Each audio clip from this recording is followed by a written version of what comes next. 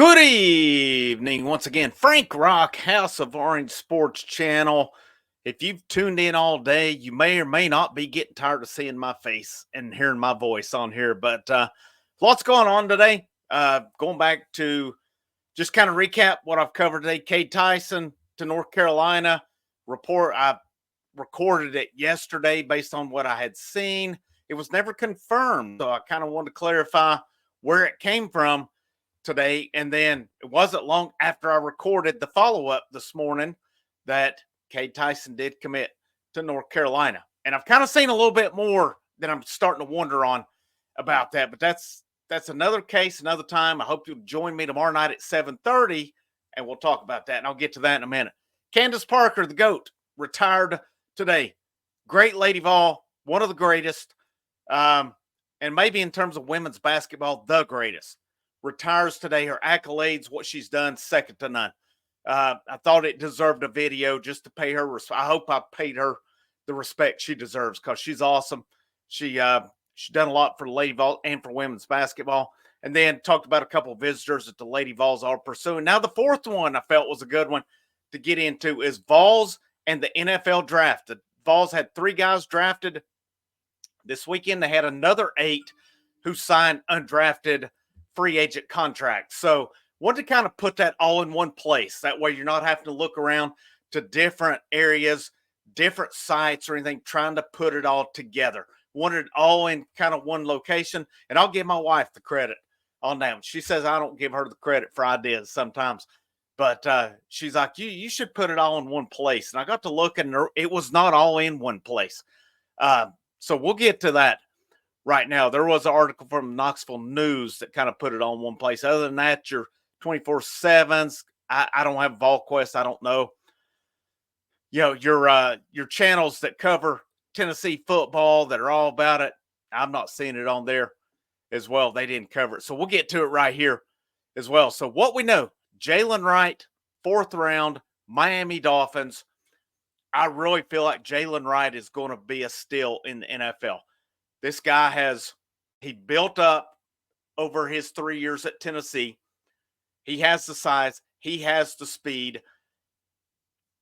What he did last year, and frankly, I still don't think he got the carries he should have got because, and I love Jerry Mack. I hate that we lost Jerry Mack, even though I think they've got a very capable replacement running back coach. But I thought the other guys got Jabari Small. I like Jabari Small. To me, RB1, Jalen Wright. RB2 is Dylan Sampson. RB3, Jabari Small. We're going to see it next year when Dylan Sampson takes over about how big of a back he is. I'm curious to see where he ends up with it. And you got to think with the different running back coach, the RB1 may get more carries than he did under Jerry Mack. But Jalen Wright, over 1,000 yards last year for Tennessee. He showed his speed. He showed his durability. Did so many things. And like I said, I don't think he got the carries he deserved. Is what it is. 4th round, Miami.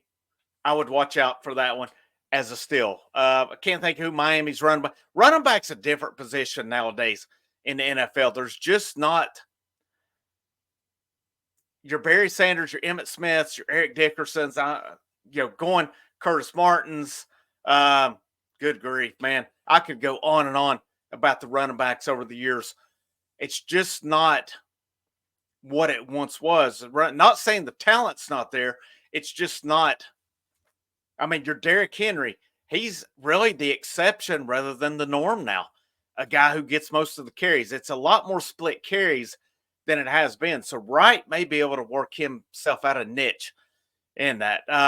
Next, of course, probably the most polarizing figure coming out was Milton, 6th round New England Patriots. Thing is, New England took Drake May in the 1st round. So I don't like Joe Milton's prospects of getting on the field there. It's kind of the same with Hendon Hooker. Last year, drafted in Detroit, looked like a good situation. But with Jared Goff really taking off, and they're talking about, and maybe even at this point, I can't remember, signed the extension. It doesn't look like Hooker's getting on the field anytime soon in New England. Or I'm sorry, Detroit. I just can't see Joe Milton getting on the field over Drake May. And looking for college careers, you know, which would you rather have at Tennessee? This is no slight to Joe Milton. This is not me crapping on Joe Milton, but if I could have had Drake May or Joe Milton, it is what it is. All right. I wish Joe Milton luck. I have seen speculation. They talked about him moving to tight end. Here's my word of advice for Joe Milton. Not that he's going to listen to me, but there was a guy by the name of Tim Tebow years ago, got drafted by the Broncos. He did some things all right at quarterback, but ultimately it was talked about him moving to tight end. He never did. Flushed out. He ended up playing baseball, which if he would have been a regular person, he would have never gotten the opportunity. Had he have went and played the tight end, I'm trying to think, did he eventually play some tight end? I'm trying to remember on that. But I think by the time he did, it was too little too late. If Joe Milton can see the writing on the wall, and if you want to have a prolonged career, if I'm Joe Milton, I make that switch to tight end if it needs it. His size, he's got good enough speed to play it. I don't know what his hands are. I mean, I know he did complete a pass to himself at some point. So maybe there. Kamal Hadden to the Chiefs, 6th round. I got to think if he hadn't have got hurt and the way he was playing last year, he would have gotten drafted higher than that. But you're going to the back-to-back Super Bowl champions. It's a pretty good opportunity. I think Kamal Hadden's a good value late, the way he was playing. He was grading out as one of the best cover corners in college football when he had the unfortunate season-ending injury. So there's your 3 guys who got drafted. Congratulations to those guys. And then 8 more were undrafted, signed undrafted. I'm going to just give you the list. McCall Castles to Philadelphia. Ramel Keaton to the Raiders. Go Raiders. Jacob Warren to the Patriots. Could be interesting. What if Jacob Warren does make his way on that roster? What if he possibly had Joe Milton throw it to him? Or what if he possibly had Joe Milton competing against him for the tight end spot? Could be interesting. D. Williams to the Seahawks. I'll be interested to see on that one. Him being a return specialist, he could carve himself out a role there. That could be one of those that comes back. You see him making some Pro Bowls as a returner, and it come back him and an undrafted guy. I still say during his time, this reminds me a lot of Evan Berry under Butch Jones. Evan Berry was so underutilized. He was a safety, didn't play. He was a phenomenal returner. I see similarities with D. Williams. I hope he'll get some opportunities. I still say Evan Berry, D. Williams both should have gotten offensive opportunities, especially last year. I felt Tennessee needed playmakers, and you had a guy there in D. Williams who was wasting away at defensive back. So we'll see what kind of niche he could carve out for himself there as well. Jalen McCullough, Los Angeles Rams. I kind of thought he may get drafted based on the senior year that he had. He played really good last year. He rated out as one of the best safeties in college football. Top 10 last year, but didn't work out for him. Hopefully he can carve himself out a role with the Rams. Jeremiah Crawford signed on with Carolina Panthers, offensive lineman. Gabe Judy Lawley signed with the Tennessee Titans. I said 8. There's actually 9 of them that I know of. Could be more. Judy Lawley with the Titans. Jabari Small, from what I saw, is signing with the Titans as well. Undrafted free agent. Aaron Beasley also signs with the Seahawks. And there could be possibly more that I've just not run across at this point. So in total, 12 guys who 9 of them undrafted free agents, 3 of them who were drafted. So that's we'll see where it goes. Next year is going to be interesting, though. If you noticed any of my bullet points on the intro, talked about a potential number 1 pick. There are some mock drafts for next year and some publications and stuff predicted James Pierce to go number 1 overall next year. That would be a big deal for Tennessee football. It's been a long, long time since Tennessee's seen that. And I'm trying to think, last number 1 pick, was it Derek Barnett? And maybe I'm forgetting someone here along the way. But, you look at some of the Vols, especially guys who are doing good things in the NFL right now that were not number 1. I mean, look at how far Trey Smith fell. And he's an anchor on that offensive line for the Chiefs. James Pierce, will he go number one? I don't know. We'll see. It remains to be seen. What we need, though, is for him to have a big junior year. We do need him to go to the NFL. I don't say, would I like for him to stay 4 years? Yes. But, at some point, when you're building a program, you're selling it to these high school recruits, you're selling it now to these portal guys. Where do they want to go ultimately? NFL. You still have to sell these guys on the NFL. You have a guy like James Pierce that goes, we'll say, high end of the first round of the draft. That's a big selling point, especially based on what this program is selling. You look at what they did last year to get to 9 wins, and their highest draft pick was 4th round. Was right a little bit low, possibly.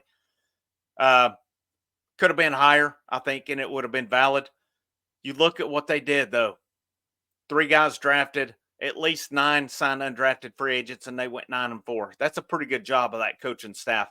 The talent is going to be immensely better this year on Rocky Top. I've already predicted 11-1. I'm sticking with it until somebody proves me otherwise on it, and we'll see how it goes at that point. But like I said, this is my 4th video of the day. And here's the big one. Right before I went on, this channel hit 1,000 subscribers. The goal when it set out was by October to hit 1,000. Worst case, end of the year. We're not even to the end of May, and this thing's hit 1,000. Thank you. Thank you for the support.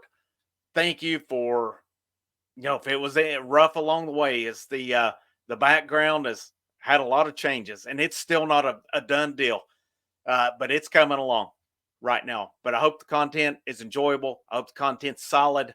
That's why I try to provide solid content. I'm not out here to start a rumor mill. I'm not out here to do clickbait.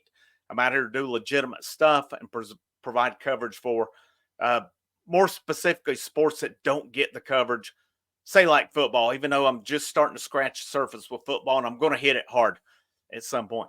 But thank you to men's basketball, Lady Vols basketball, Tennessee baseball, Tennessee football, all of you that are tuning in for whatever coverage you're tuning in for. Thank you. Tomorrow night, 7:30, we're going to just do a little 1,000 subscriber live show tomorrow night. Monday night, 7:30. We'll talk all sports you want to talk, guys. We'll go, we'll see what the response is, go from there. If you've tuned in for it, if you've subscribed, if you've helped support, I hope you'll tune in with me tomorrow night. We'll have some fun. We'll talk, and, I'll engage the chat, let you guys kind of drive it as much as possible. I'll have some bullet points, and you can drive it the rest of the way. Again, thank you. Thank you so much for helping drive this thing to 1,000. This thing's just getting started, though. It's just getting started. We're going to roll from here. Frank Rock, House of Orange Sports Channel. Last, but most certainly not least, and this goes to all sports in Knoxville, Tennessee. Go Tennessee Vols and Tennessee Lady Vols.